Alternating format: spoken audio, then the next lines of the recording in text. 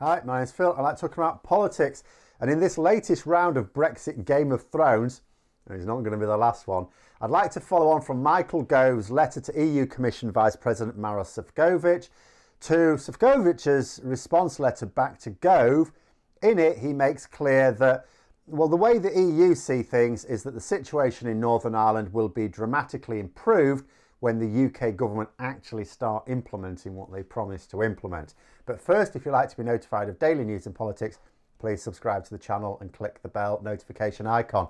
So, in Sefcovic's letter, the Vice President essentially begins by reminding Gove that the UK government has a legal obligation to comply with the Northern Ireland Protocol along the lines agreed to in December 2020. He says that to make the protocol work requires, and this is a quote, full and faithful implementation by both parties.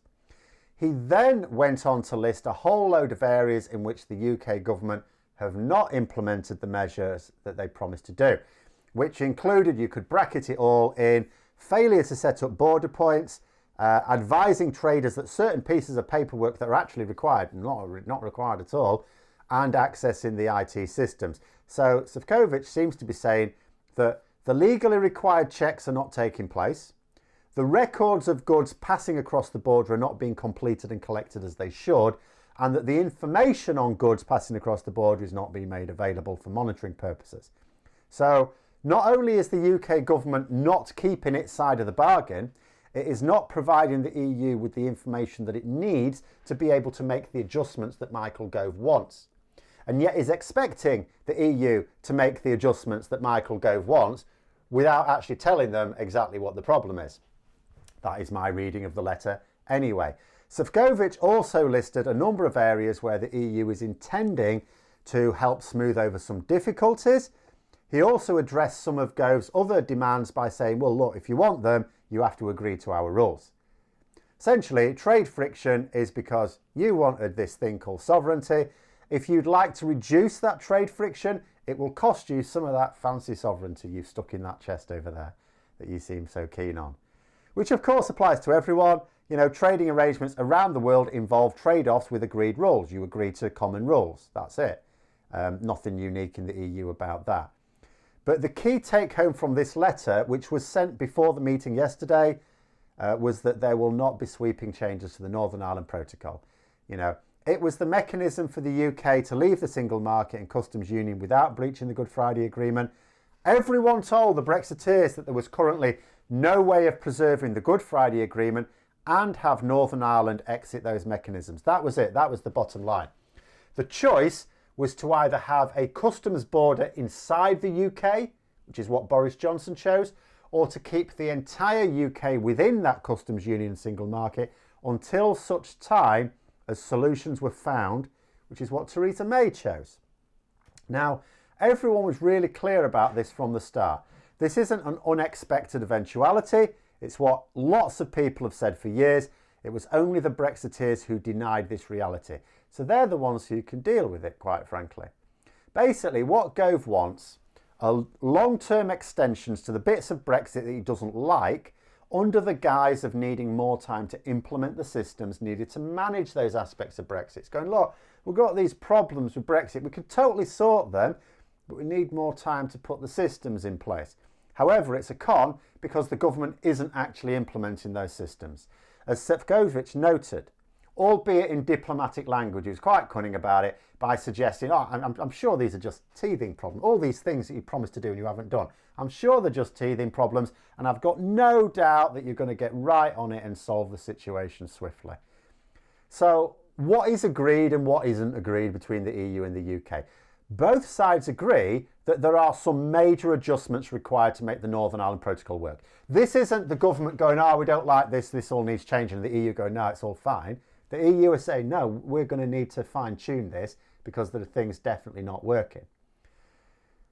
Now, that being said, if both sides accept problems, you would think that they would focus on what they agree with and deal with that first. That would be the common sense way to proceed.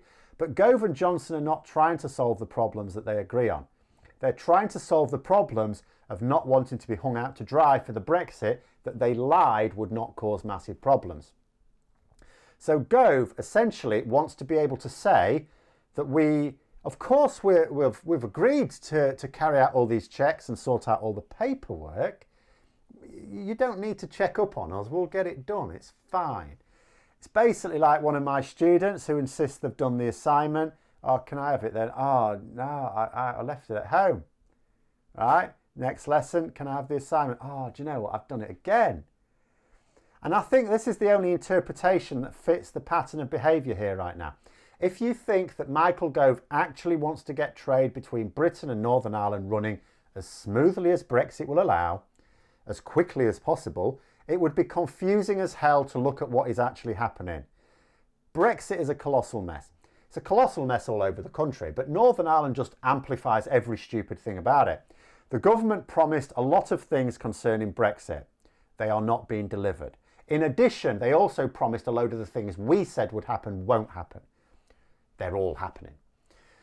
So we already have Conservative MPs who backed both the withdrawal agreement and the Brexit deal, saying that they are now poor and should be rewritten. They voted for them, but now, no, it's all rubbish. If the people brought into Parliament specifically to back Johnson's Brexit are speaking out against it, it stands to reason that it is politically hazardous to keep forging ahead with it as is. So, like all cowards and charlatans, Gove and Johnson do not want to accept the consequences of their actions. So they would like to quietly ignore all the things they agreed to in order to get what they wanted. Now, there is another way of interpreting it, as some have. I'm not so sure. I'm not discounting it. It's basically, so some people are suggesting that the likes of Gove had always planned this. They knew they couldn't actually get a no-deal Brexit. Parliament wouldn't go along with it. Not even the current Parliament of hard Brexiteers, even clearing out the moderates from the Conservative Party, still wouldn't have got them a Parliament where a majority would have voted for a no-deal Brexit.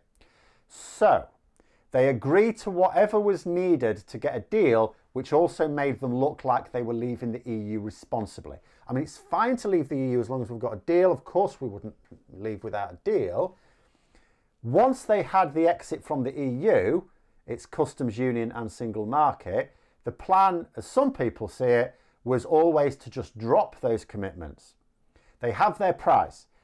We've left the EU, we've left the customs union, we've left the single market. There's no way of reversing that anytime soon. We can't just rejoin like that. So they no longer need to play along and pretend to be acting responsibly.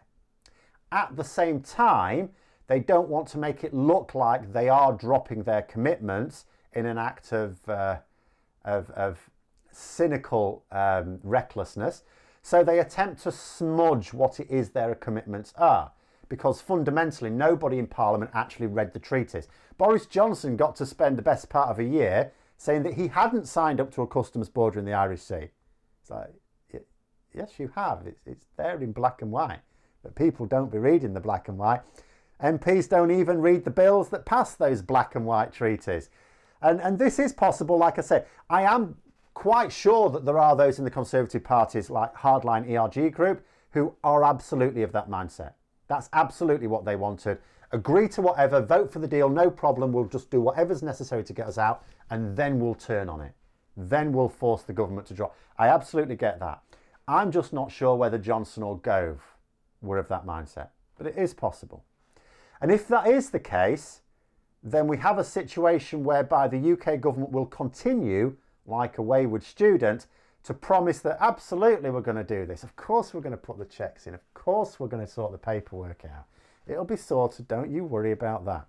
And then every time, it's just like the student, every time the opportunity arises to do so, would you believe it? I've left it all on my bed again. I'm really bad, aren't I? And they may continue to brazenly pursue this path for some time to come, which means that at some point the EU will have to take action. I don't know when that will be, and I don't exactly know what the action will be. But until then, those are my thoughts. I'll be no doubt providing a few more when I find out some details of the actual meeting between Gove and Sefcovic again. But until then, hope you found the video interesting. If you did, don't forget to click the like button. And if you'd like to support the channel further, please also click the Patreon link for details. And until next time, I'll see you later.